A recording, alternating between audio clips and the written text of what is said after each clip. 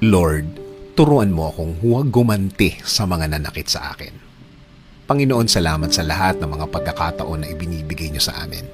Sa mga biyaya na laging andyan, sa mga provision na laging nakahanda para i-provide sa amin. Panginoon, aaminin po namin sa inyo na kami po ay nasasaktan ng mga taong nasa paligid namin. Para po silang nananadya. Para pong laging nakabantay na sa bawat pagkakamali namin ay sila ay laging pumupuna. Lord, nasasaktan po kami. Nasasaktan at nawawala sa focus sa aming mga ginagawa. Marami ang nagiging epekto sa amin ng mga bagay na hindi namin akalain na magagawa ng mga taong ito sa amin. Panginoon, alam po namin na sinabi niyo po sa word niyo na dapat sa inyo ang pagganti.